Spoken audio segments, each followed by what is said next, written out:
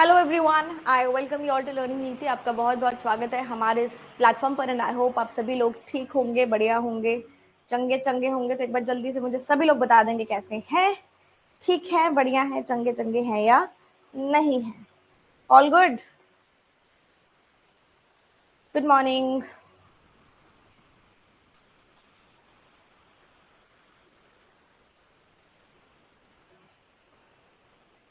नहीं, हमारे यहाँ बहुत गर्मी है, बहुत ज़्यादा गर्मी है।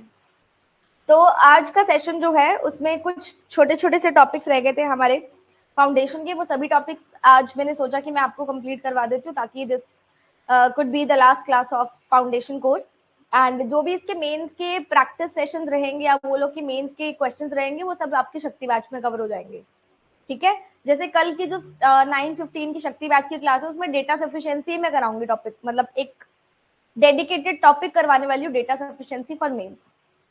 तो इस तरीके से बेसिक का आपका यहाँ से आज की क्लास का लास्ट है, पूरा हो जाएगा।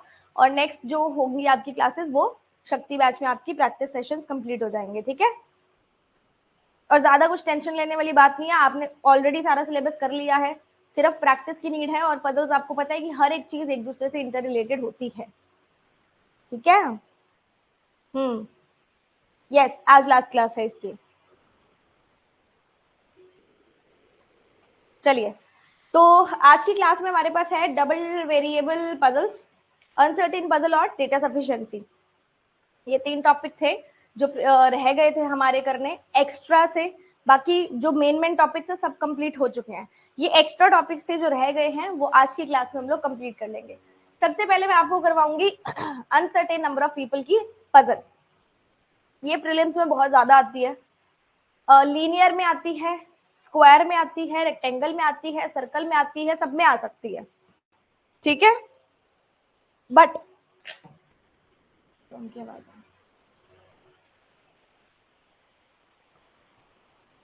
हाँ, तो व्हाट वाज आई सेइंग, तो लेकिन जो हमारे पास ज्यादातर क्वेश्चंस देखने को मिलते हैं प्रीलिम्स में वो मिलते हैं लीनियर सिटिंग अरेंजमेंट जो अनसर्टेन बेस्ड होती है।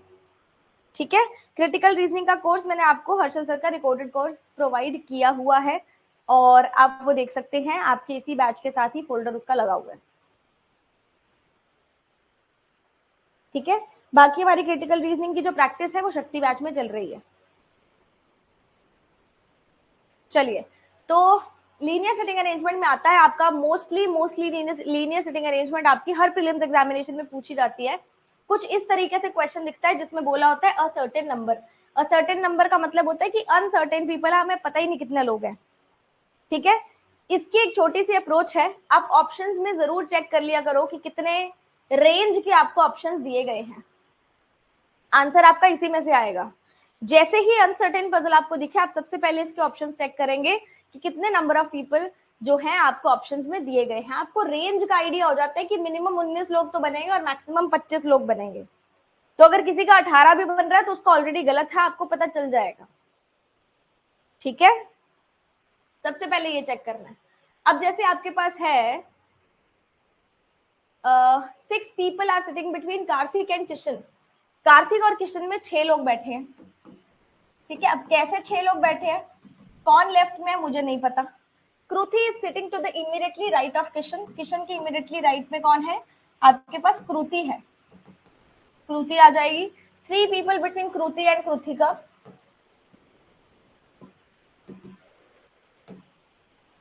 आपको लगता है आप यहां से बना सकते हो तो डेफिनेटली आप स्टार्ट कर सकते हो। ठीक है, जैसे हम लोग कैसे बना सकते हैं, कार्तिक 1 2 3 4 5 6,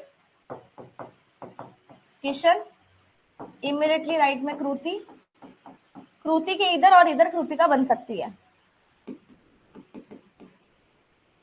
1 2 3 4 5 6 कार्तिक और इधर से इमीडिएटली राइट में क्रूति। 2 पॉसिबिलिटीज बना सकते हो बट फिर भी ऑप्शनल है। आगे बोलता है 3 people between Kruti and Krutika. Krutika who is sitting to the right of Kruti. 1 2 3 Krutika, 1 2 3 Krutika. 5 people sit between Kartik and Kiran. Kiran who is sitting at one of the extreme ends. इधर से तो बन नहीं सकती, 1 2 3 4 5। किरण आ जाएगी यहाँ पे और एक डेड एंड है क्योंकि उसने बोला है कि एक्सट्रीम एंड पे बैठी है। इधर से भी जब मैं बनाऊंगी 1 2 3 4 5, तो किरण यहाँ पे आ जाएगी और ये एंड आ जाएगा। ठीक है। Kishor is sitting fifth to the right of Kritika. Kritika के फिफ्थ टू द राइट। अगर मैं इधर से देखूं 1 2 3 4 5 किशोर, इधर से देखूंगी तो 1 2 3 4 5 Kishor, and he is sitting second from the right hand of the row, यानी कि ये वाला करेक्ट है, और इधर से third from the right hand आ रहा है तो ये गलत हो जाएगा। Krishi is sitting second to the right of Kartik. ठीक है। जैसे जैसे बोला गया था हमने वैसे वैसे लगाई है। 1 2 3 4 5 6 7 8 9 10 11 12 13 14 15 16 17 18 19 20 1 2 3 4 5। आपके पास कितने लोग आ गए? 25 लोग आ गए इसके अंदर, इसलिए आपका आंसर हो जाएगा ई, ऑप्शन नंबर 25। यहीं पे आपके 26 लोग बन रहे होते तो आपको समझ में आ जाता कि मैम यहाँ पे कुछ मिस्टेक हो गई है, हमसे क्वेश्चन दोबारा से बनाना पड़ेगा। मैम कभी कभी बहुत सारे लोग बीच में होते हैं, उनको कैसे हैंडल करें? ऐसे ही हैंडल करना पड़ेगा, ऐसे ही हैंडल करना पड़ेगा आपको। सबका आंसर 25 आ गया। जैसे जैसे बोला जाए उसकी वैसे वैसे पॉसिबिलिटी लेके बनाना है। 4 पॉसिबिलिटीज भी बन सकती है, 3 भी बन सकती है, 2 भी बन सकती है, सिंगल पॉसिबिलिटी में भी काम हो सकता है, तो ये भी अनसर्टेन ही है। ठीक है। नेक्स्ट क्वेश्चन आप खुद से करेंगे सभी लोग?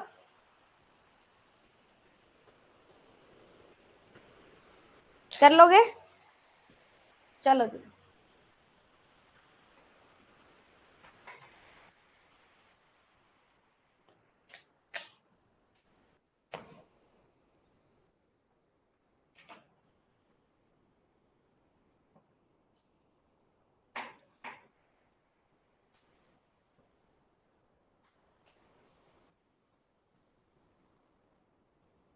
हाँ बनाने पड़ते हैं सारांश, डैश तो बनाने पड़ेंगे ना।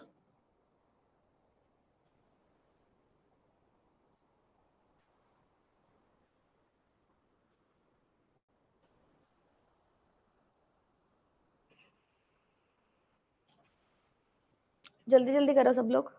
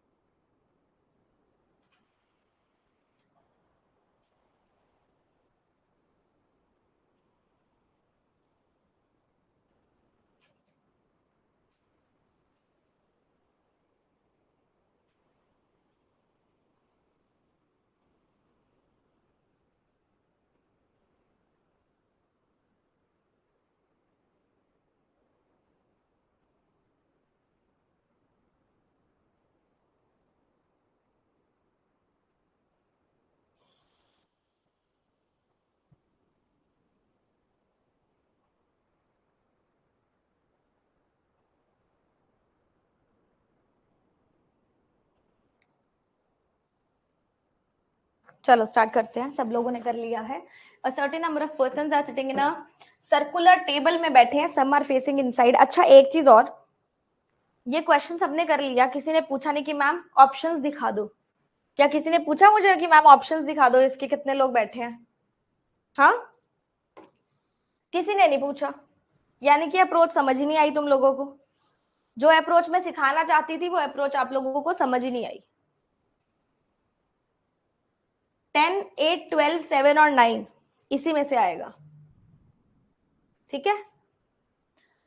मोर than 8 person are sitting in a circular table. More than 8 का मतलब क्या है?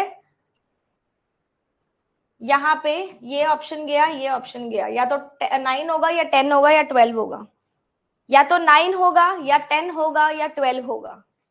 इसीलिए बोला था कि क्वेश्चंस देख लिया करो पहले। S sit second to the right of W, W के सेकंड टू द राइट में S है।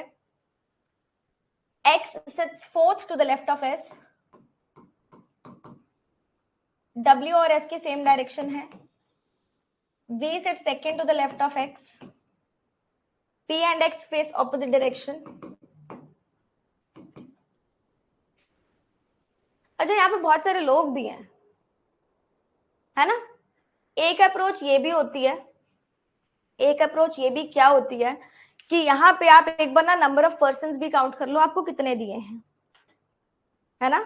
यहाँ पे आप एक बार नंबर ऑफ पर्सन्स काउंट कर लो कि आपको नंबर ऑफ पर्सन्स कितने दिए गए हैं। जैसे S W X V P, 5 लोग आ गए। P के बाद आपके पास U Q R T, आपके पास 9 लोगों की इंफॉर्मेशन है।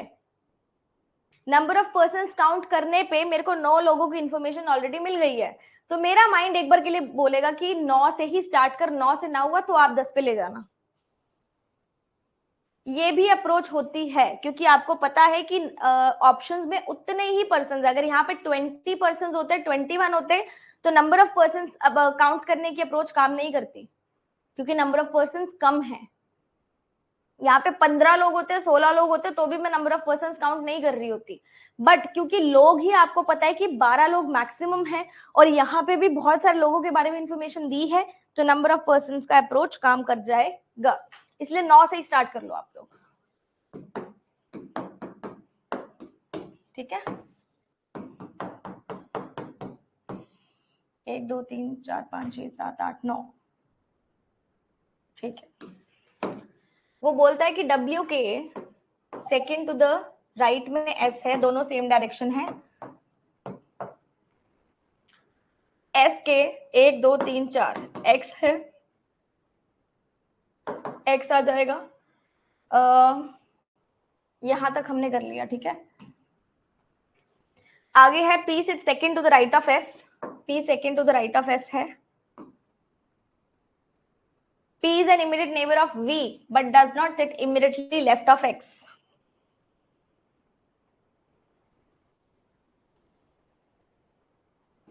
P X के पास तो वैसे नहीं बैठ रहा,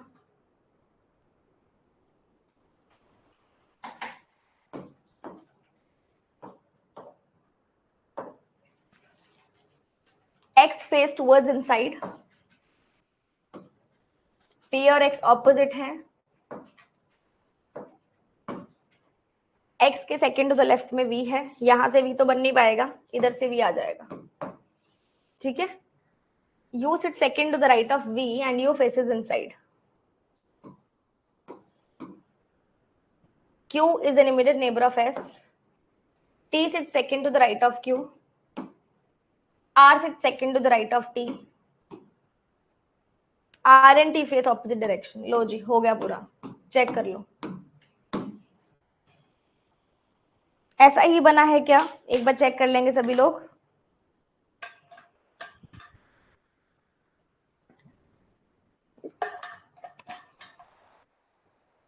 सेम। चलिए, अब आप लोग तो बोलेंगे नहीं, है ना, मैं ही आपको क्वेश्चन दिखा देती हूँ पहले। क्वेश्चन में है ही नहीं, कोई बात नहीं, अपनी मर्जी से बनाओ। अब there is no range given in the question, तो अपनी मर्जी से बनाओ, देखो कितने बनते हैं।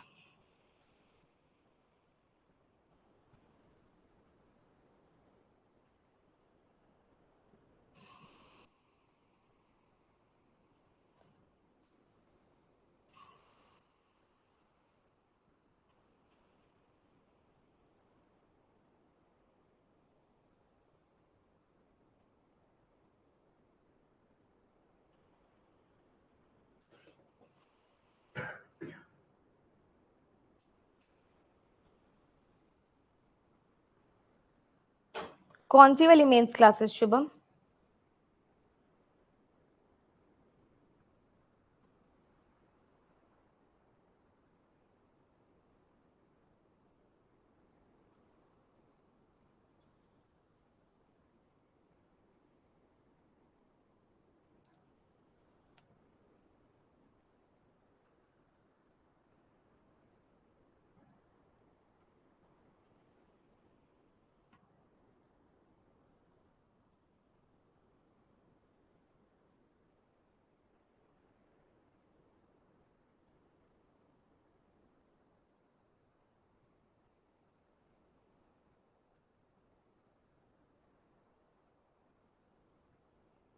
हाँ, अगर बहुत अच्छे से करके जा रहे हो तो यस।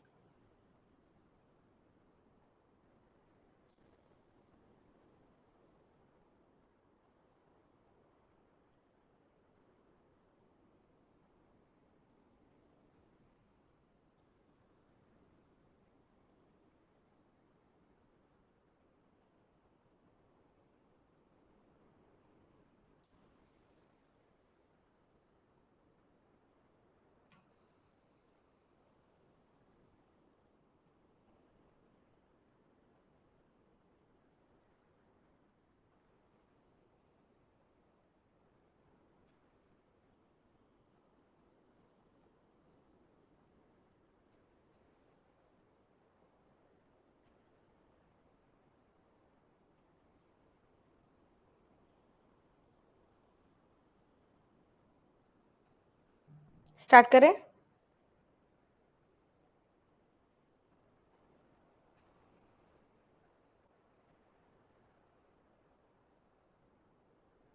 चलो स्टार्ट करते हैं।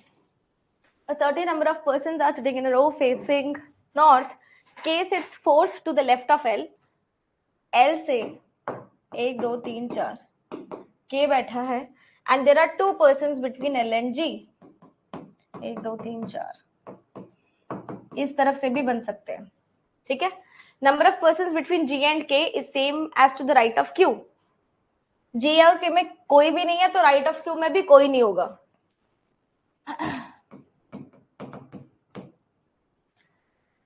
Three persons between L and Q,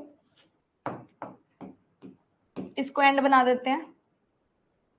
इधर से तो नहीं बन सकता, 1 2 3 इधर से, ठीक है। तो Q के राइट में 1 2 3 4 5 6, 1 2 3 4 5 6 लोग आ जाएंगे उस कंडीशन से। आगे बोलता है only one person is between L and P. L और P में एक ही पर्सन है। S sits fourth to the left of T and sits to the right of P. 6 persons between P and S. Number of persons to the right of M is sitting as to the left of K. Both T and M are immediate neighbors of each other. S sits third to the left of M. यहां से शुरू करना पड़ेगा L और P से, ये तो मैंने कर लिया। L और P में एक पर्सन है।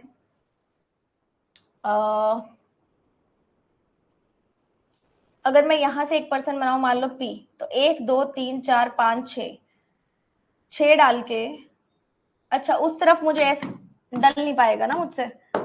यहां मैंने P बनाया 1 2 3 4 5 6, S आ ही नहीं पाएगा, इसको छोड़ दो।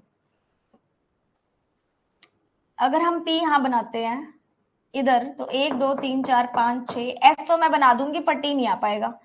P हमने यहां बनाया 1 2 3 4 5 6, S यहां आया 1 2 3 4, T यहां पे आ गया, ठीक है। T और M साथ में बैठे हैं। M के थर्ड टू द लेफ्ट में S है। आई थिंक जितने M के राइट में है 2 पर्सन, उतने ही K के लेफ्ट में 2 पर्सन। 1 2 3 4 5 6 7 8 9 10 11 12 13 14 15 16 17 17 पर्सन आ रहे हैं। आप चेक कर लो, सेकेंड वाली कंडीशन एकदम करेक्ट बन रही है, ठीक है। हाँ जी, नेक्स्ट क्वेश्चन, जल्दी से स्टार्ट करें।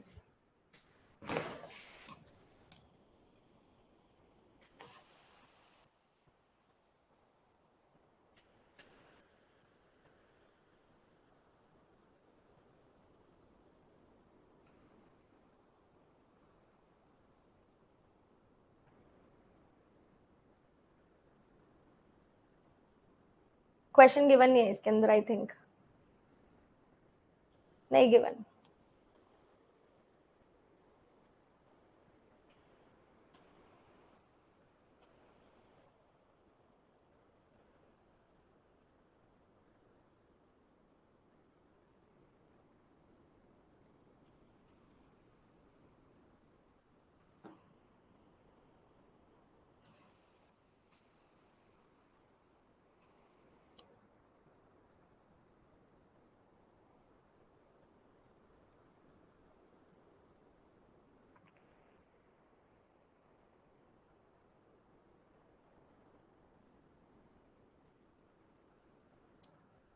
कांट से है ना, उतना भी रह सकता है, थोड़ा लो भी आ सकता है।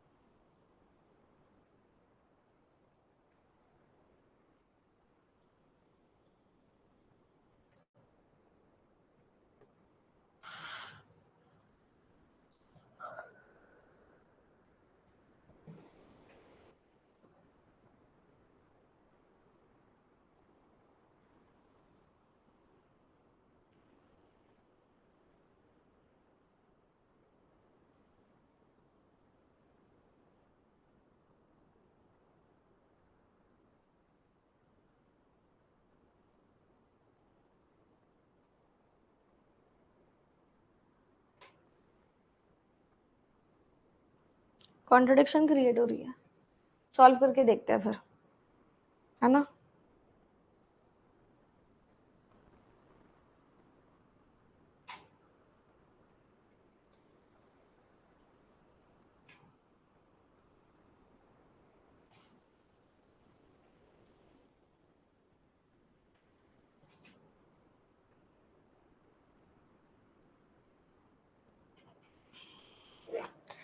स्टार्ट करूं?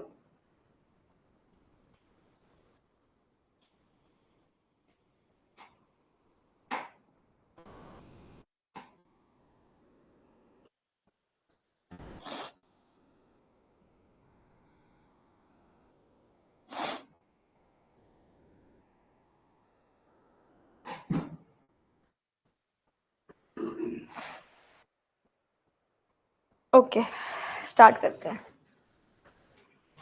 सर्टेन नंबर ऑफ पर्सन्स जो है एक रो में बैठे हैं और खड़े हैं।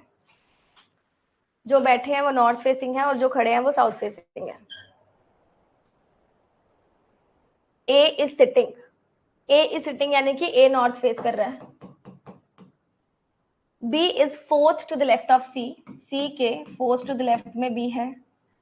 वन पर्सन सिटिंग यानी कि बी और सी के बीच में एक पर्सन है जो नॉर्थ देख रहा है, वन पर्सन, क्योंकि सिटिंग बोला गया। D is fifth to the right of E, fifth to the right.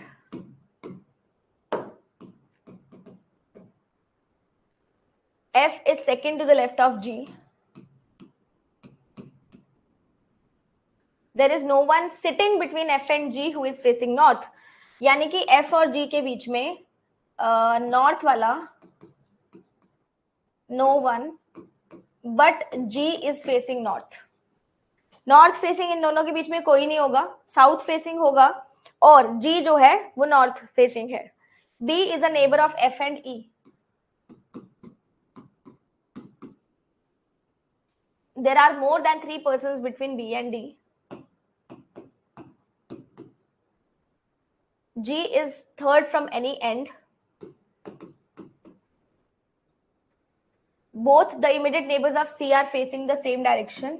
C के दोनों neighbors same direction face कर रहे हैं. Only 4 persons are standing between D and H. D और H में 4 साउथ वाले हैं, बाकी का कोई इंफॉर्मेशन नहीं है.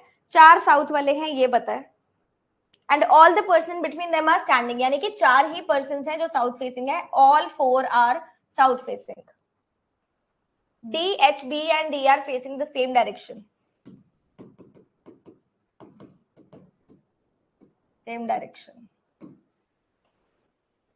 I 8 to the B, यानी कि I और B में 7 लोग हैं. 8th to the B का मतलब है कि 7 लोग हैं. अब कौन खड़ा है कौन बैठा है कुछ इंफॉर्मेशन नहीं है. 4 persons are sitting to the left of I. I के लेफ्ट में 4 सिटिंग वाले हैं, यानी कि 4 नॉर्थ वाले हैं. 1 person between A and G, A और G के बीच में एक पर्सन है. H is at end, H एक एंड पे है. Number of persons standing between D और E, D और E में जितने स्टैंड कर रहे हैं, यानी कि जितने साउथ वाले हैं उतने ही D और E में सिटिंग वाले हैं, यानी कि नॉर्थ वाले हैं, यानी कि इवन नंबर ऑफ पर्सन्स होंगे. ठीक है, अब इसको स्टार्ट करते हैं. देखो हम A से शुरुआत कर सकते हैं. A और G के बीच में एक पर्सन है. A और G के बीच में एक पर्सन है, दोनों नॉर्थ. A और G के बीच में एक पर्सन है, दोनों नॉर्थ. ठीक है. G से second to the left F है. अच्छा इधर से तो आ नहीं पाएगा ना. G से second to the left F है और इनके बीच में नॉर्थ वाला कोई भी नहीं है, यानी कि साउथ. E के फिफ्थ टू द राइट में D है, ये नहीं हुआ अभी. F B और E नेबर्स हैं. F B और E, B और E. E के फिफ्थ टू द राइट में D है. इधर भी हो सकता है इधर भी हो सकता है. 1 2 3 4 5, यहां नहीं हो सकता. 1 2 3 4 5 यहां पे. B और D में ग्रेटर देन 3 पर्सन आ रहे हैं. 1 2 3 4 5 D. ठीक है. E B की सेम डायरेक्शन है, D की भी सेम डायरेक्शन है, H की भी सेम डायरेक्शन आएगी अगर आएगी तो. ठीक है, ये वाला हमने किया, ये भी कर लिया. G third from one of the ends है, ये भी कर लिया. I और B के बीच में 7 लोग हैं, इधर से तो बन नहीं सकते. 1 2 3 4 5 6 7, यहाँ पे I आ जाएगा. इसी में बना लेते हैं, दोनों सेम ही बन रहे हैं. D और H में 4 लोग साउथ वाले, इसको छोड़ते हैं एक बार. B के फोर्थ टू द लेफ्ट में C है. 1 2 3 4, C भी आ गया.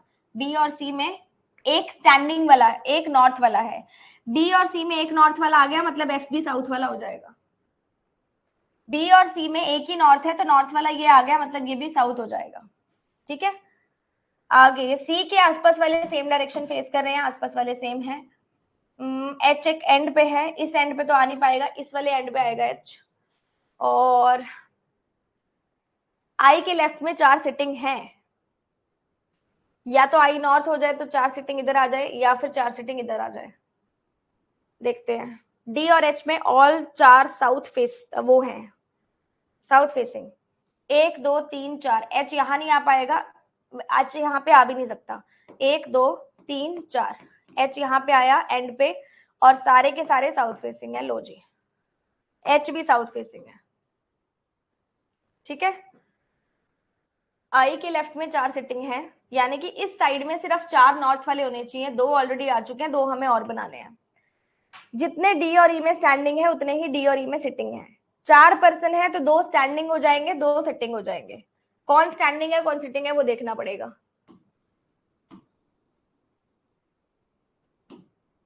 है ना.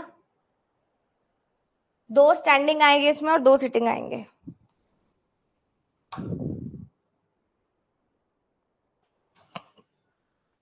अब ये मुझे देखना है कि ऑल्टरनेटिवली होगा, साथ में होगा, कैसे होगा नहीं पता.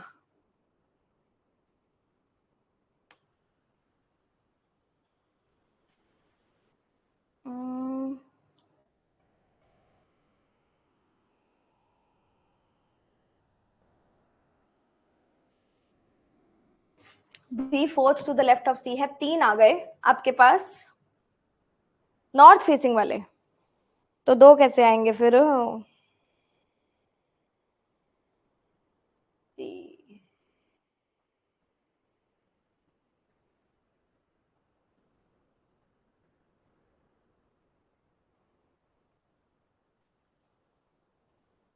सी के फोर्थ टू द लेफ्ट में बी था ना, इसको यहां अगर ना बनाया जाए, 1 2 3 4, सी से फोर्थ टू द लेफ्ट में बी यहाँ पे भी तो बन सकता है, ये दोनों नॉर्थ कर दो, ये साउथ आ जाएगा, 1 2 3 4 ये भी साउथ। चेक कर लो, चेक कर लो, ऐसा ही बनेगा। अच्छा क्वेश्चन था। सी कैसे फिक्स किया आपने? ये कंडीशन से, ठीक है।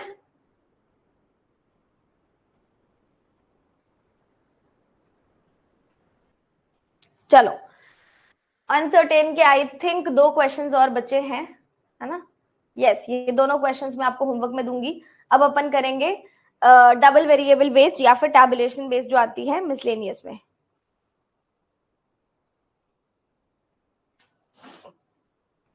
चलती है आईफोन में आई थिंक, मेरे भी एंड्रॉयड में एक्चुअली डाउनलोडेड है। तो अगर आपको कोई भी इशू आता है किसी भी चीज से रिलेटेड, एक नंबर देती हूँ, जितने भी नए लोग हैं ये नंबर नोट कर लो, अभिषेक का नंबर है। आपको किसी भी चीज का डाउट आता है, ऐप, वेबसाइट, कोर्स परचेज करना है, कुछ भी करना है, ये नंबर पे कांटेक्ट कर लिया करो बिटवीन 10 to 7, कॉल और व्हाट्सएप, ठीक है। चलिए स्टार्ट करेंगे अगला क्वेश्चन,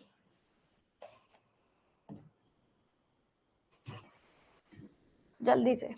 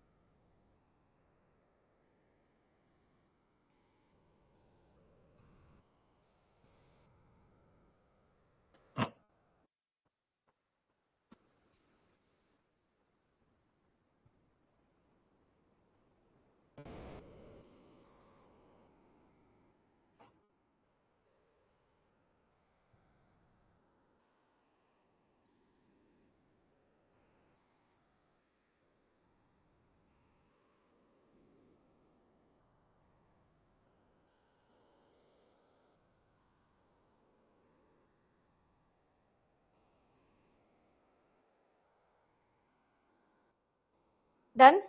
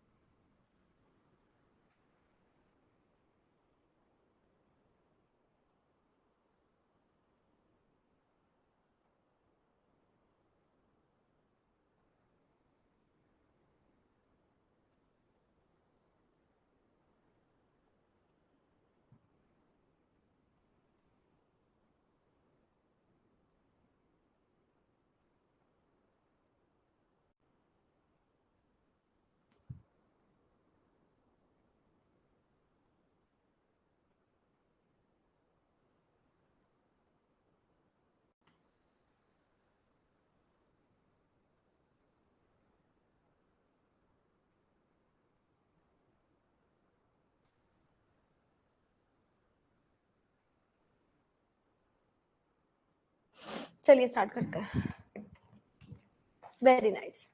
8 फ्रेंड्स हैं यहाँ पे, एक बुक फेयर विजिट करते हैं और 8 डिफरेंट थीम्स हैं। तो जब भी ऐसा कोई क्वेश्चन आ जाए जिसमें आपको नहीं पता कि किस टाइप की पजल है, उसको टैबुलेशन की तरह बना लिया करो bye fixing at least one variable. जैसे हम यहाँ पे पर्सन्स भी फिक्स कर सकते हैं, थीम्स भी फिक्स कर सकते हैं, और नंबर फिक्स मत करना क्योंकि आपको ऊपर नंबर नहीं दिया हुआ। ठीक है, तो मैं यहाँ पे पर्सन्स फिक्स कर देती हूँ।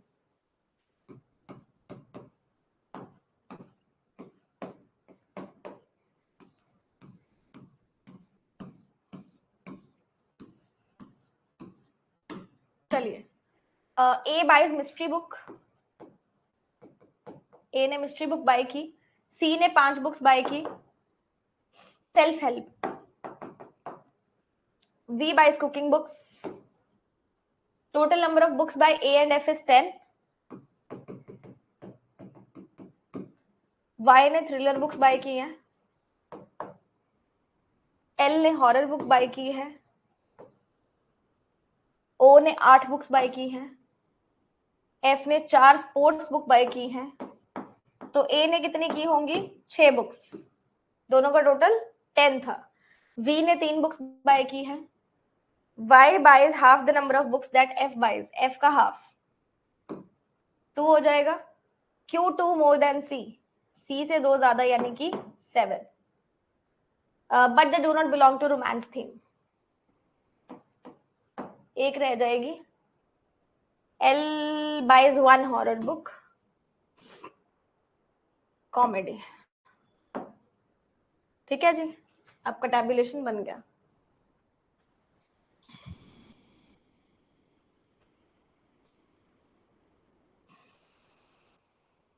हाँ, ये कोड लगा लेना, CZHGM हो जाएगा, लर्निंग नीति का कोड है ये।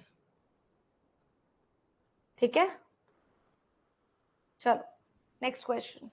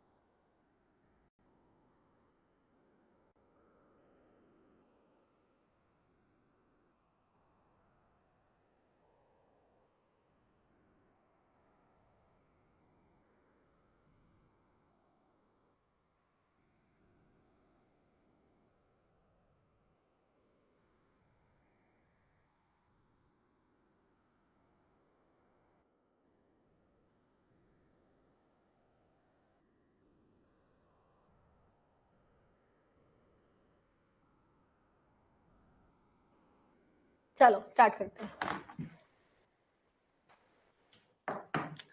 यहाँ पे भी पर्सन्स को फिक्स कर लेते हैं, CURAWF।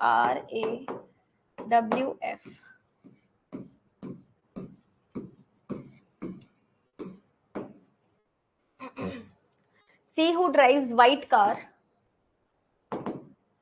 doesn't have Suzuki or Kia. F Hyundai. A red Suzuki. W BMW या फिर Kia ऑन करता है। F ब्लैक और बेज नहीं है।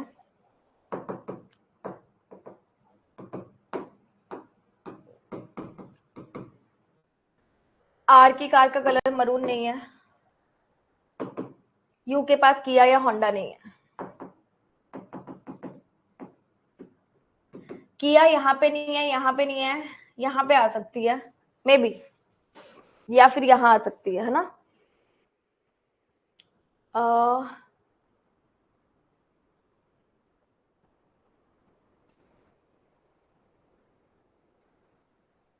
डब्ल्यू के पास ब्लैक कार है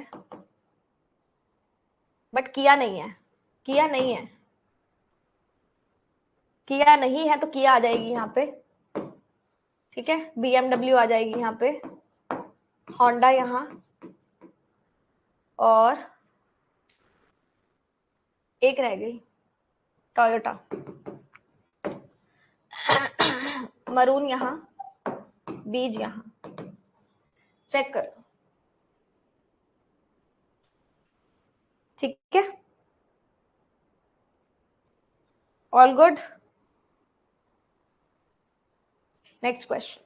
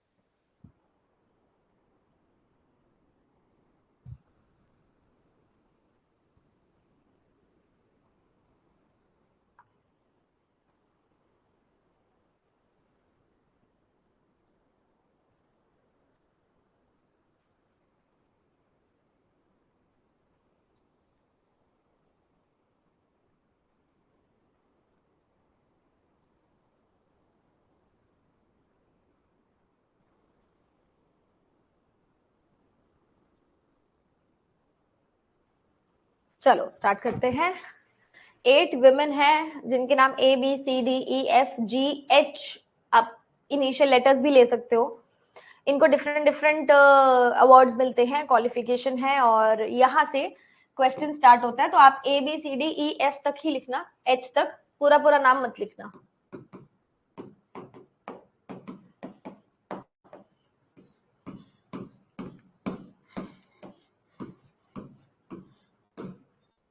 चलो, F did not study MA, A completed MBA, B did not study BTech or BCom,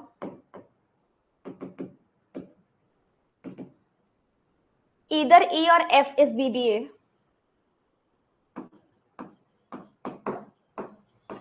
possibility ले ली मैंने, आप नहीं भी ले सकते हो, आपकी चॉइस है। Neither F nor H studies BTech,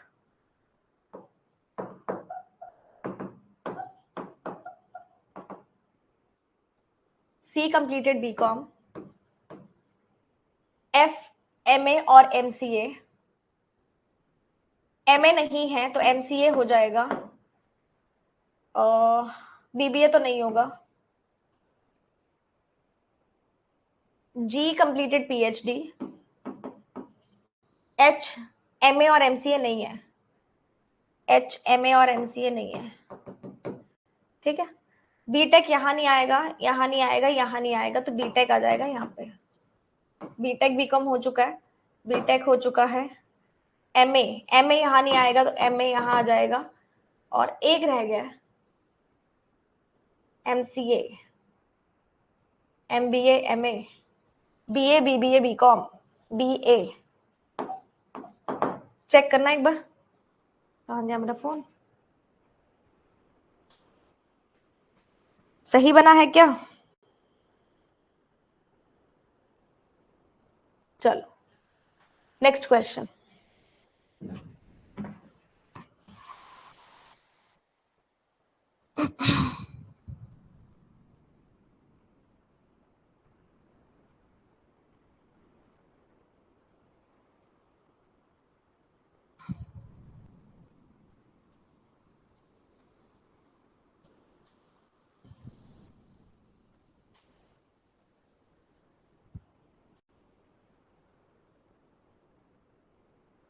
नहीं, within 1.5 minutes.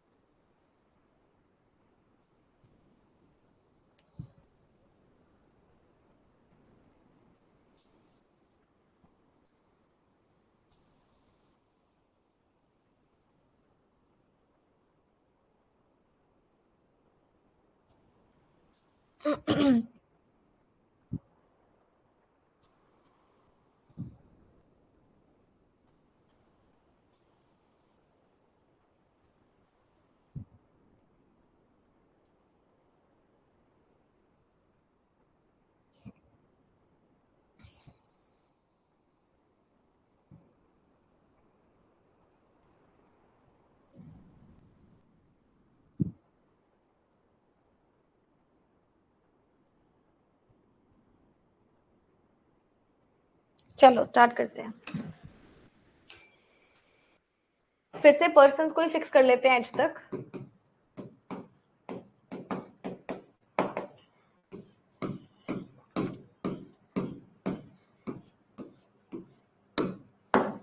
हाँ जी, डी लाइक्स ग्रीन कलर, सी और ई को व्हाइट नहीं पसंद, सी को येलो नहीं पसंद, एफ को रेड पसंद है, जी और ए को ऑरेंज नहीं पसंद, जी को पर्पल, ब्लैक और व्हाइट नहीं पसंद,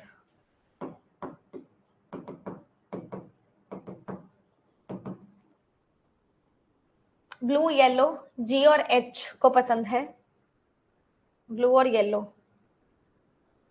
ए को व्हाइट नहीं पसंद, एच को येलो नहीं पसंद। इसका लिखने का फायदा क्या हुआ है ना, व्हाइट व्हाइट व्हाइट, तो व्हाइट आ जाएगा यहाँ पे, व्हाइट हमने कंप्लीट कर दिया। उसके बाद है येलो भी हो चुका है हमारे पास,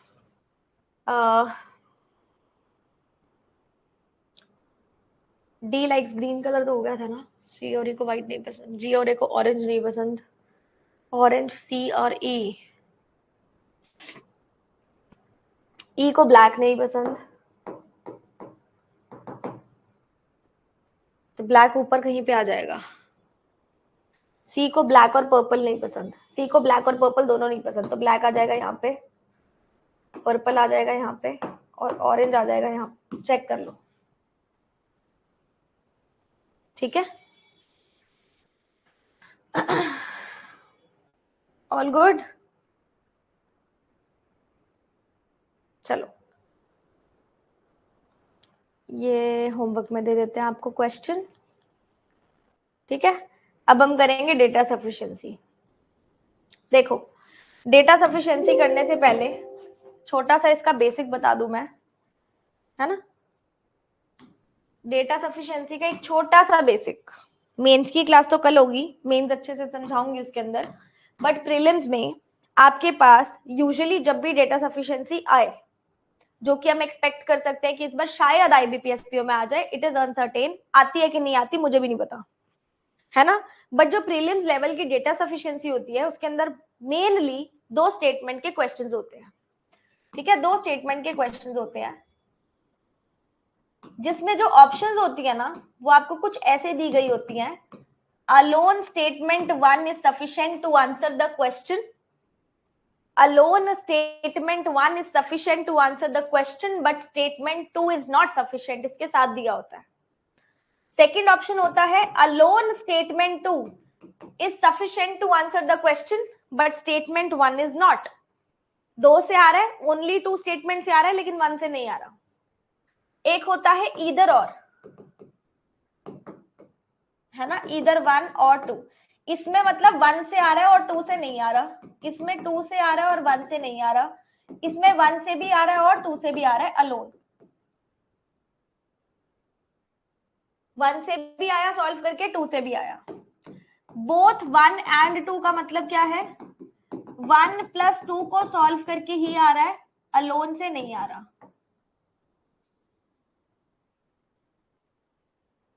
ठीक है।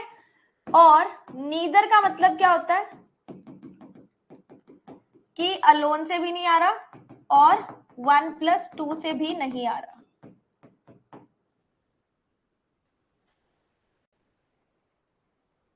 ठीक है। डेटा सफिशिएंसी में ये चीजें ध्यान रखनी है कि कब आता है और कब नहीं आता, और जो क्वेश्चन पूछा जाए उतना ही जवाब देना है, पूरा क्वेश्चन सॉल्व नहीं करना होता। जितना पूछा जाए सिर्फ उतना करना होता है। ठीक है। हाँ जी, बुलेट वाली स्पीड से मैं आपको यूट्यूब पे करवा रही हूँ। आज शाम को भी 6 बजे मैं मॉक टेस्ट कराऊंगी, तो शाम को 6 बजे सभी लोग लाइव आ जाना यूट्यूब पर। ओके, IBPS PO के 2 मॉक्स करवाऊंगी। तो सीधी सी बात यह है कि और का मतलब होता है या, और एंड का मतलब होता है प्लस, यानी कि आप दोनों स्टेटमेंट्स को प्लस कर देंगे। और का मतलब इससे भी आ रहा है, इससे भी, या इससे भी आ रहा है, और एंड का मतलब दोनों को मिला के आएगा। जब भी 3 स्टेटमेंट्स आ जाती हैं, ठीक है, उसमें अलोन वाला सिस्टम तो सेम रहेगा, अलोन 1, अलोन 2, अलोन 3। इसका सिस्टम तो सेम रहेगा कि इसका मतलब 1 से आ रहा है, 2 से नहीं आ रहा, 3 से नहीं आ रहा। अलोन 2 का मतलब है 2 से आ रहा है, 1 से नहीं आ रहा, 3 से भी नहीं आ रहा।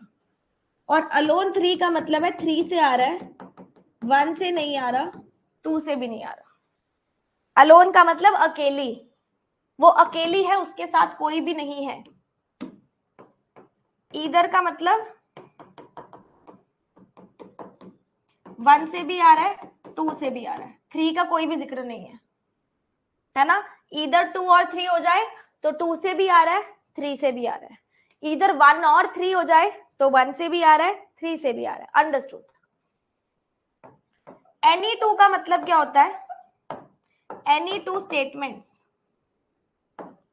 इसका मतलब होता है 1 प्लस 2, कॉम्बिनेशन ऑफ 2 होता है इसका मतलब, 2 प्लस 3, 1 प्लस 3। हमने ये तीनों पोर्शन चेक कर लिए हैं और तीनों से ही आंसर आ रहा है। एनी 2 स्टेटमेंट का मतलब कॉम्बिनेशन ऑफ एनी 2 स्टेटमेंट आप उठाओ, चाहे आप 1 प्लस 2 उठाओ आंसर आएगा, चाहे आप 2 प्लस 3 उठाओ आंसर आएगा, चाहे आप 1 प्लस 3 उठाओ आंसर आएगा। ठीक है। फिर बोथ स्टेटमेंट्स यूज हो जाए, बोथ 1 एंड 2 तो भी आपको पता है, बोथ 2 एंड 3 भी आपको पता है, बोथ 1 एंड 3 भी आपको पता है। ऑल का मतलब आ जाए तो 1 प्लस 2 प्लस 3 से आ रहा है, और नीदर मतलब किसी से भी नहीं आ रहा।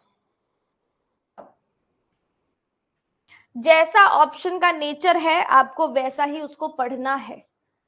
ठीक है। ये चीज यूजुअली ज्यादातर प्रीलिम्स में नहीं आती, यही वाली आती है, 2 स्टेटमेंट्स वाली। क्वेश्चन करके देखते हैं, थोड़ा सा ज्यादा समझ में आएगा। ठीक है।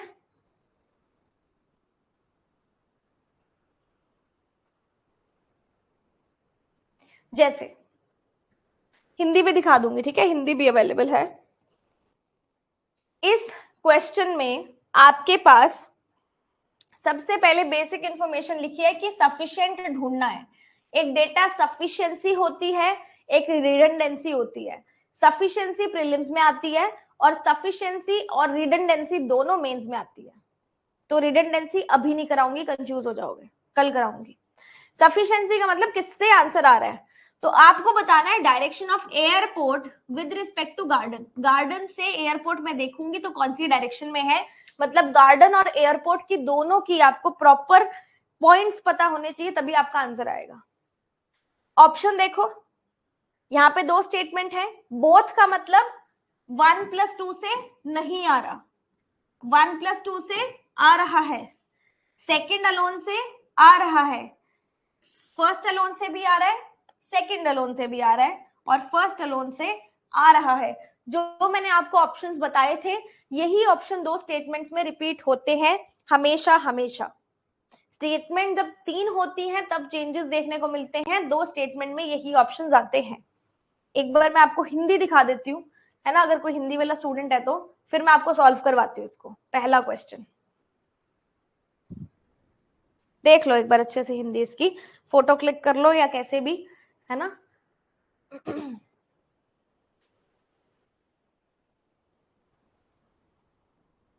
तो सबसे पहली चीज, आपने जब स्टेटमेंट 1 देखा उसमें एयरपोर्ट के बारे में जिक्र है क्या, गार्डन के बारे में जिक्र है क्या, कोई मेरे को बता सकता है।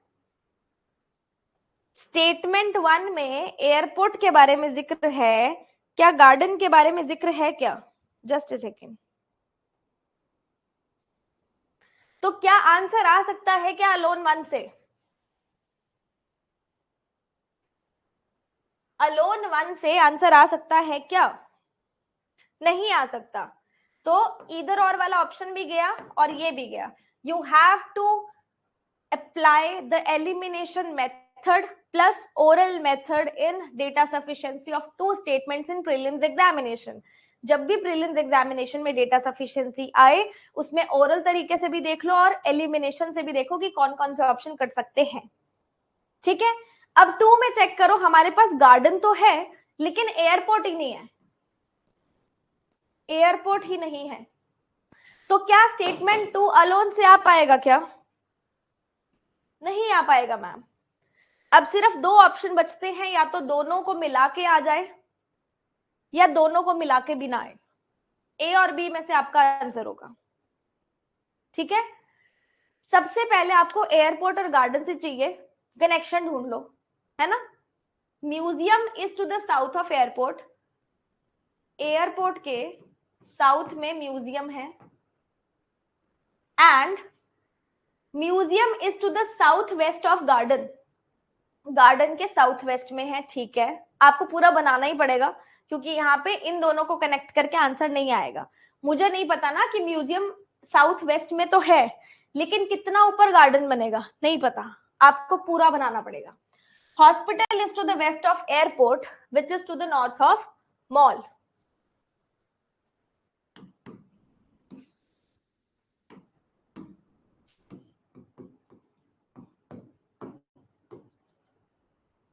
ठीक है, library is to the south of school, और म्यूजियम कितना साउथ में है मुझे नहीं पता। अगर मैं मॉल में देखूं, museum is to the south west of garden and north of mall, mall के नॉर्थ में है और साउथ वेस्ट है गार्डन के, कितना साउथ वेस्ट है हमें नहीं पता। Hospital is to the north west of garden, garden के नॉर्थ वेस्ट में हॉस्पिटल है, हॉस्पिटल गार्डन, गार्डन के नॉर्थ वेस्ट में, गार्डन के नॉर्थ वेस्ट में, और म्यूजियम साउथ वेस्ट में है, यानी कि यहां पे आएगा कहीं पे गार्डन, कि गार्डन के नॉर्थ वेस्ट में हॉस्पिटल बन जाए। देखो ऐसी डायरेक्शन बननी चाहिए क्या, चेक करो।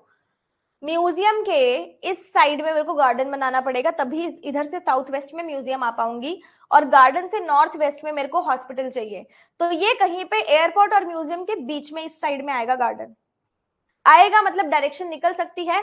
आगे का क्वेश्चन सॉल्व मत करना, आपके पास दोनों चीजें आ चुकी हैं, मतलब दोनों से आंसर आ जाएगा, चेक कर लो।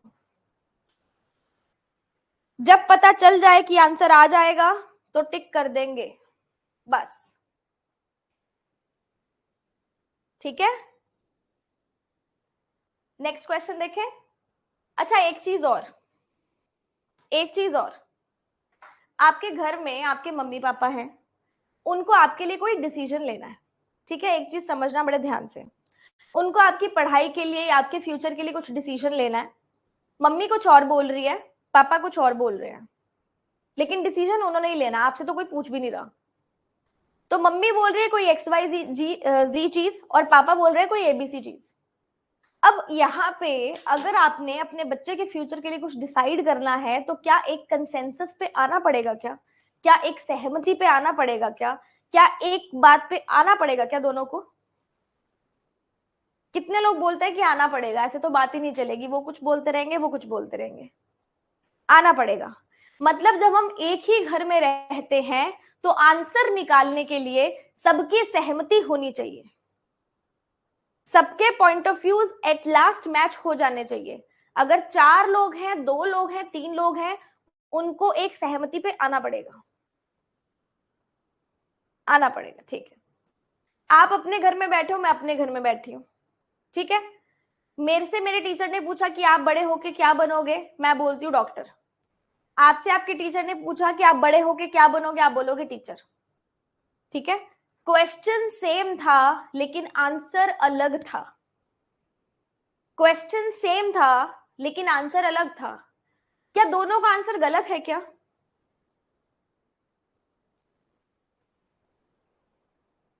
क्या मैंने गलत बोला या आपने गलत बोला?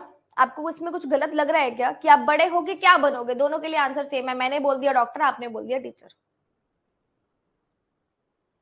अब इस बात को समझना, अगर एक स्टेटमेंट से, अगर एक स्टेटमेंट से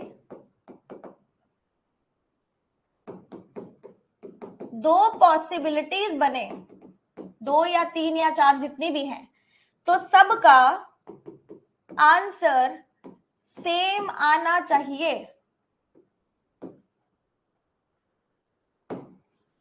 अगर आप एक घर में रहते हो तो सबका पॉइंट ऑफ व्यू सेम होना चाहिए, जितनी पॉसिबिलिटीज हैं सबका आंसर सेम आना चाहिए जो क्वेश्चन में पूछा गया है। अगर ये अलोन स्टेटमेंट 1 है और ये अलोन स्टेटमेंट 2 है, आंसर दोनों से आ रहा है बट आंसर डिफरेंट आ रहा है, तो भी दोनों ऑप्शन वैलिड माने जाएंगे, क्योंकि आपने अपने घर में जवाब दिया, मैंने अपने घर में जवाब दिया, जवाब दोनों का सही था, तो दोनों ऑप्शन वैलिड माने जाएंगे।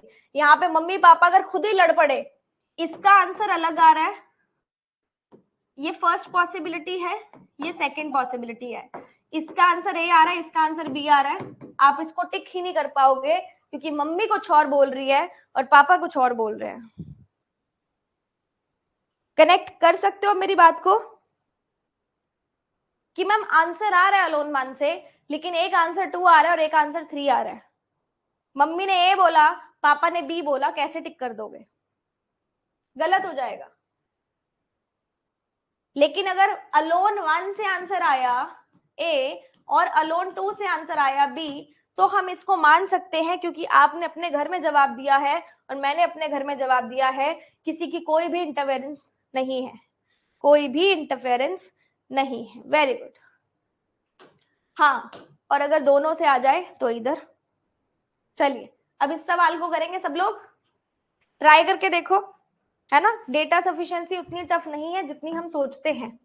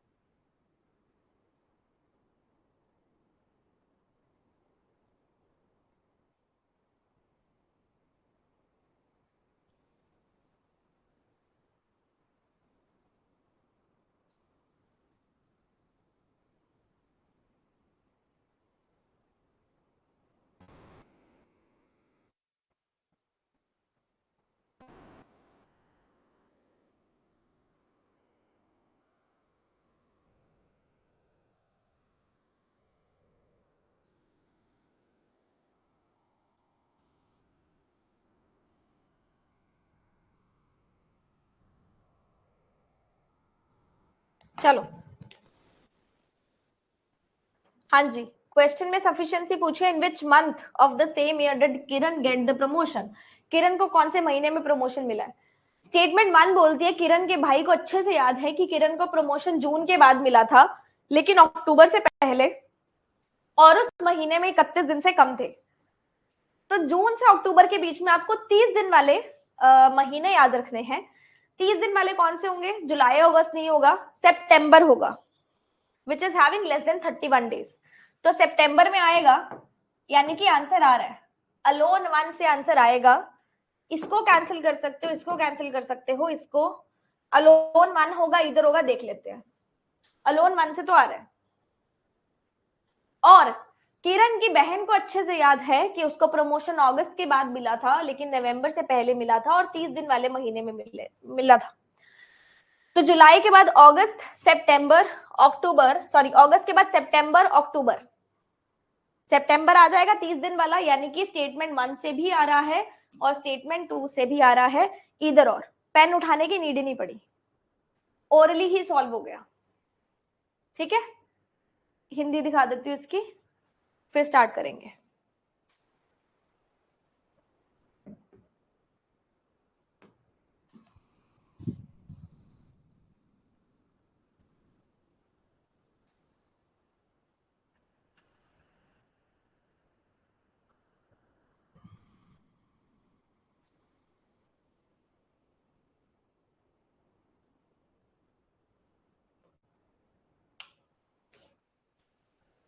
आंसर चेक करना ना दोनों का कैसा आ रहा है। पॉसिबिलिटी आ सकता है अर्पित, बट आंसर वाली बात ध्यान रखना, अपने घर वाली और हमारे घर वाली।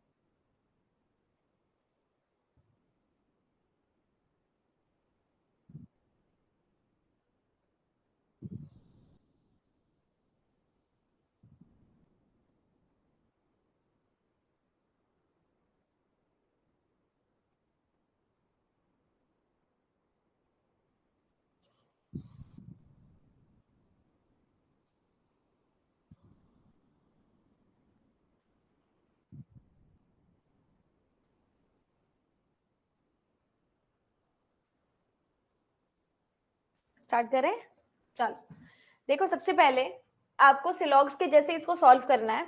ये दो स्टेटमेंट है और आपको बताना है the conclusion, some misunderstanding is not respect and some cringy can be conversation will follow। कौन सी स्टेटमेंट से ये दोनों जो कंक्लूजन्स हैं वो फॉलो होंगे। आपको चाहिए मिसअंडरस्टैंडिंग, रिस्पेक्ट, क्रिंजी और कॉन्वर्जेशन। क्या स्टेटमेंट 1 में मिसअंडरस्टैंडिंग, रिस्पेक्ट, क्रिंजी, कॉन्वर्जेशन सब अवेलेबल है? सब अवेलेबल है। क्या स्टेटमेंट 1 से आंसर आ सकता है? देखना पड़ेगा। यहां पे अगर आपने सबसे पहली लाइन देखी होगी, ओनली जोक इज कॉन्वर्जेशन, सिर्फ जोक ही कॉन्वर्जेशन है, यानी कि आपके पास सारी की सारी कॉन्वर्जेशन जॉक में जाएंगे और इसका रिलेशन किसी के भी साथ नहीं होगा। रिलेशन नहीं हो सकता इसका किसी के भी साथ। इसका डायग्राम ऐसा ही बनेगा ना, इसका रिलेशन किसी के भी साथ नहीं हो सकता एक्सेप्ट जोक। तो क्या आपके पास फर्स्ट से ये कंक्लूजन फॉलो हो सकता है क्या? जल्दी बताएंगे। Some cringy can be conversation follow हो सकता है क्या? नहीं मैम, क्योंकि ओनली का रिलेशन है और नहीं हो सकता, तो आप ये भी कट कर दो और ये भी कट कर दो। सॉरी, टू क्यों कट किया मैंने, ठीक है, हो गया।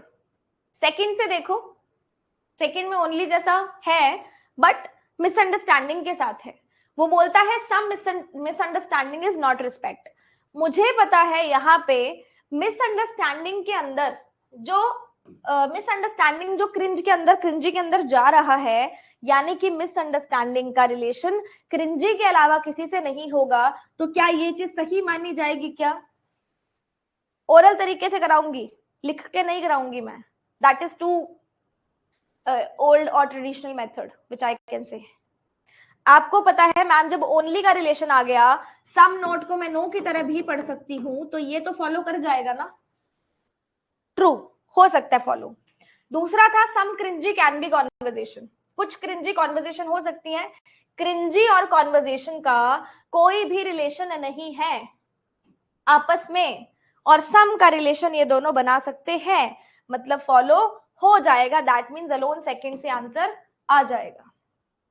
डायग्राम बना के आप अपने आप भी कर सकते हो, ओरल करने का तरीका सीखना पड़ेगा।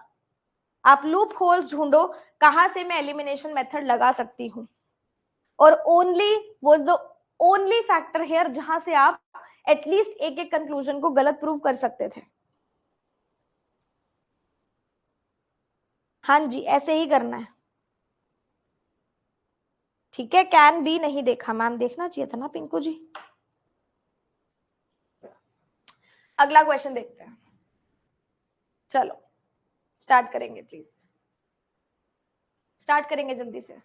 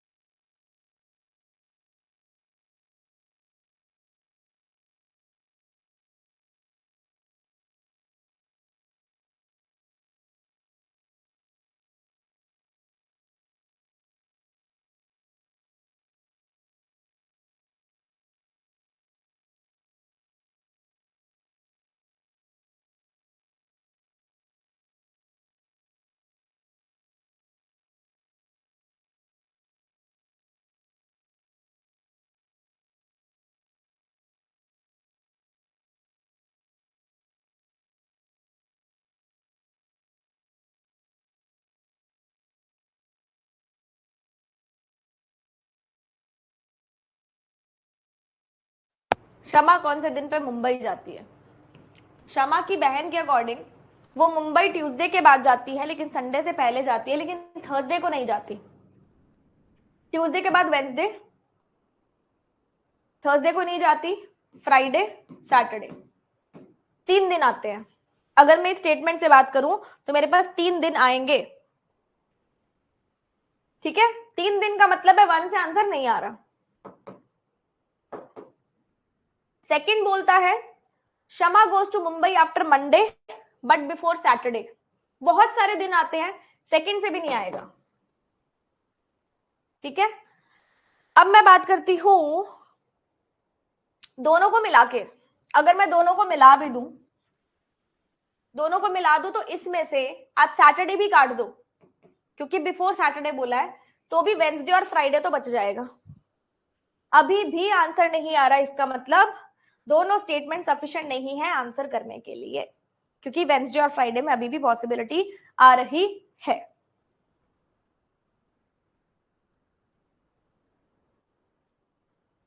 हिंदी देख लो प्लीज।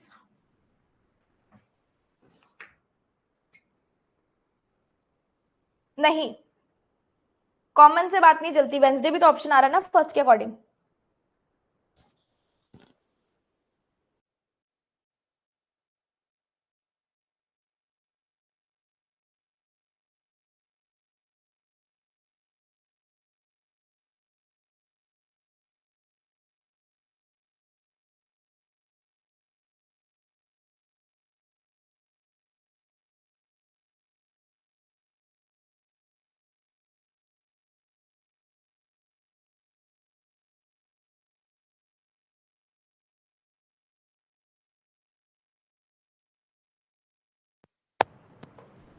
मीना अपना बर्थडे कब सेलिब्रेट करती है?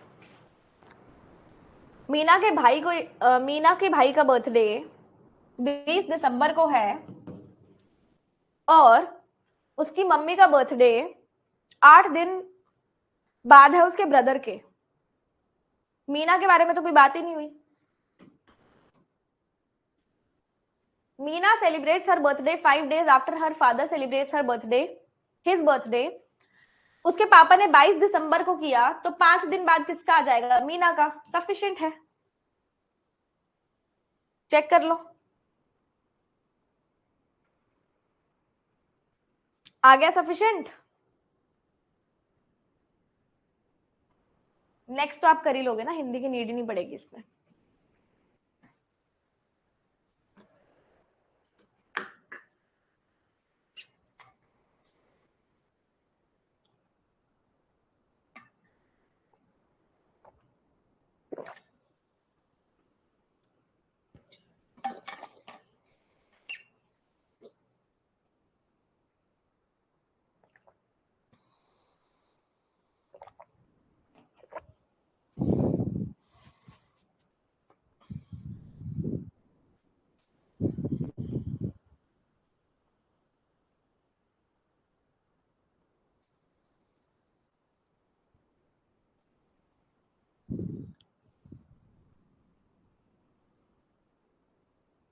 ई आ रहा है, देखते हैं। ई आता है, ए आता है, बी आता है, सी आता है। We will check. कौन सी कोड लैंग्वेज में जो भी दी हुई है, how is the word take coded? Take का कोड निकालना है अगर आपको अंपायर कैन टेक डिसीजन की लाइन दी हुई है। आपको सिर्फ टेक कॉमन निकालना। देखो इस क्वेश्चन को कैसे करते हैं।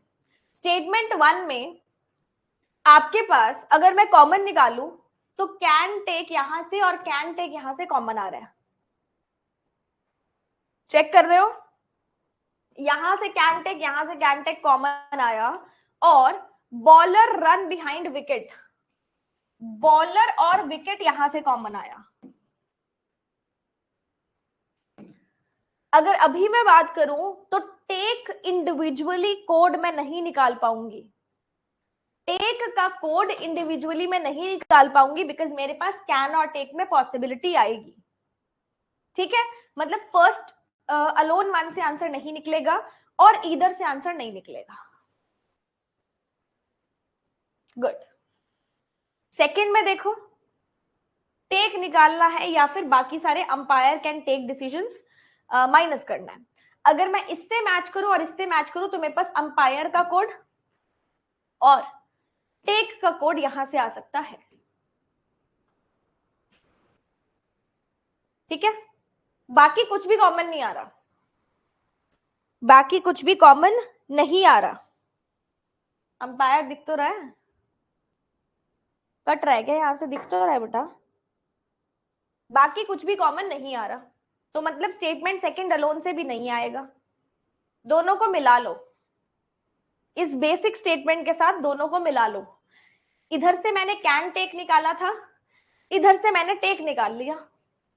टेक यहां पे आया, टेक यहां पे आया, टेक यहां पे आया, क्या टेक का कॉमन कोड नहीं आ जाएगा क्या? टेक 3 बार आ रहा है और कोई भी ऐसा वर्ड नहीं होगा जो तीनों स्टेटमेंट में एग्जैक्टली रिपीट हो रहा है। नहीं आ रहा मतलब दोनों से आ जाएगा। Option number B is your, sorry option number A is your answer I guess. मेरे अकॉर्डिंग ए आएगा, चेक कर लो बाकी।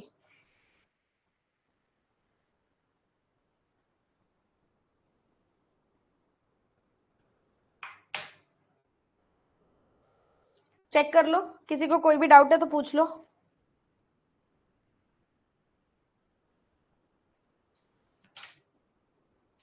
जैसे आप कोडिंग डिकोडिंग चाइनीज वाली सॉल्व करते हो ऑरल देख देख के बिना पेन उठाए, वैसे ही करना है इसको। और अगर इस तरीके से ना हो तो जिस जिसके कोड आते जाए उसको एलिमिनेट करते जाओ, हो सकता है टेक का कोड बच जाता।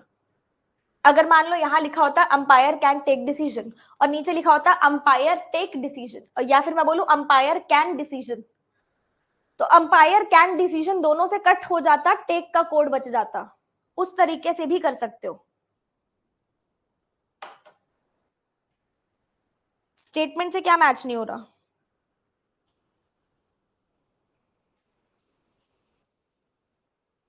यहां पे हमारा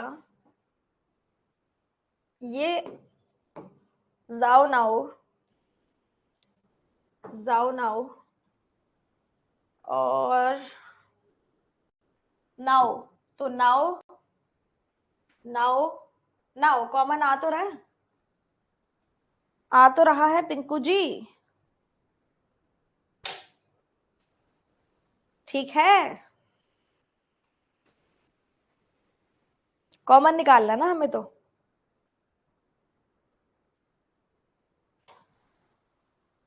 ए आंसर बोथ से कैसे आ रहा है? ये कॉमन आ तो रहा है, नाउ नाउ नाउ, सब में नाउ कॉमन आ रहा है, और तो किसी में नहीं आ रहा।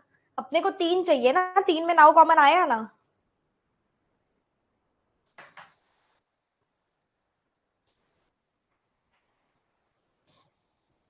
ठीक है, बाकी क्वेश्चंस के आंसर्स मैं प्रोवाइड कर दूंगी, आपके क्वेश्चंस ये होमवर्क में रहेंगे, ठीक है। So do it as your practice sheet. ऐसे ही क्वेश्चंस हैं सारे।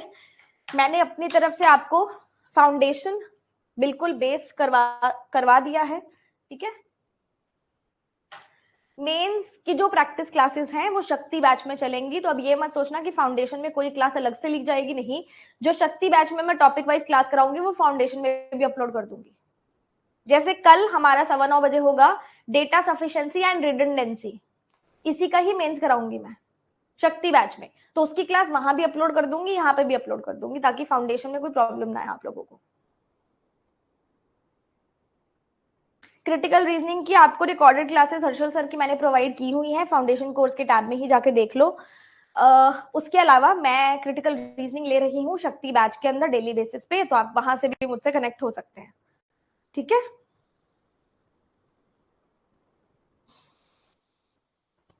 सो आज ऑफिशियली लास्ट क्लास थी फाउंडेशन की मेरी तरफ से, बट अगर किसी भी स्टूडेंट को ऐसा लगेगा कि मैम नहीं एक क्लास ऐसी ले लो, कुछ भी करवा दो, डाउट ले लो या कुछ भी कर लो, अगर आपको ऐसा कुछ लगेगा ग्रुप में आप मेरे को बता दोगे, तो I can take one more class, जो कि ऐसे पढ़ाई वाली नहीं रहेगी, कुछ डिस्कशन करना है या कुछ डाउट पूछना है, कुछ भी करना है, उसकी क्लास हम ले सकते हैं, ठीक है। अदरवाइज टॉपिक वाइज क्लासेस में अब नहीं होगी, everything is done from my side. Ma'am Telegram पर कैसे ज्वाइन करूं आपको? आप अपना बिल, इनवॉइस, जहां पे भी लिखा हुआ है कि आपने परचेस किया मेरा कोर्स, कोई सा भी कोर्स, तो उसका स्क्रीनशॉट या फिर उसका पीडीएफ फोटो कुछ भी मेरे को टेलीग्राम पे सेंड कर दो @स्मृति सेठी पे, ठीक है।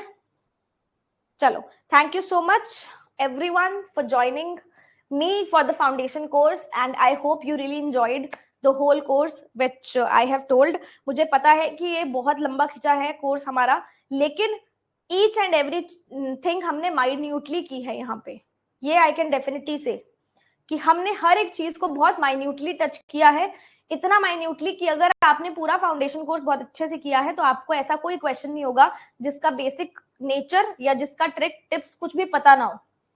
तो मेरा बेसिक मोटिव ये था फाउंडेशन कोर्स कराने का कि everything should be touched bye me, otherwise आपको किसी और फाउंडेशन कोर्स में अनसर्टेन अलग से नहीं मिलेगा, ये डबल वेरिएबल नहीं मिलेगा अलग से, और हम लोगों ने और भी बहुत सारे टॉपिक्स किए, छोटे छोटे टॉपिक्स जो आपको अलग से कहीं पे नहीं मिलेंगे, बट मैंने कराए, खिंचा लंबा तो खिंचा, लेकिन सारे टॉपिक्स हो गए, है ना। So thank you so much everyone for joining me for the course and I hope आप ये कोर्स आपने बहुत अच्छे से देख लिया है, बहुत अच्छे से पढ़ाई कर ली है, और अब with the help of the foundation course and शक्ति बैच आप सिलेक्शन ले लो और फटाफट से नौकरी लग जाओ, है ना। मुझे नहीं चाहिए कि नेक्स्ट रिपीटेशन आपकी हो अगले फाउंडेशन बैच में, जब मैं नेक्स्ट फाउंडेशन बैच लेके आऊं, I seriously pray to God कि आप उसमें ना हो, आप अपने जहां पे आपको जिस भी बैंक में जाना है, जो भी सीट आपको लेनी है उस सीट पे आप बैठे हो, ठीक है। भगवान से यही प्रार्थना है मेरी, और ऐसे ही पढ़ते रहो अच्छे से, है ना, करते रहो प्रैक्टिस, कुछ भी डाउट होगा तो फाउंडेशन कोर्स की सारी क्लासेस आपके पास अवेलेबल हैं, दोबारा से रिवाइज कर लो। आई वांट कि अगली बार आपका मैसेज ब्रांच से आए मुझे, ना कि घर से आए, ठीक है। Thank you so much everyone, आज के लिए इतना ही। और शाम को 6 बजे हमारे 2 मॉक टेस्ट हैं IBPS PO प्रीलिम्स के, उसमें मेरे को लाइव ज्वाइन करना, क्योंकि बुलेट की स्पीड से करेंगे according to the new pattern. Thank you so much.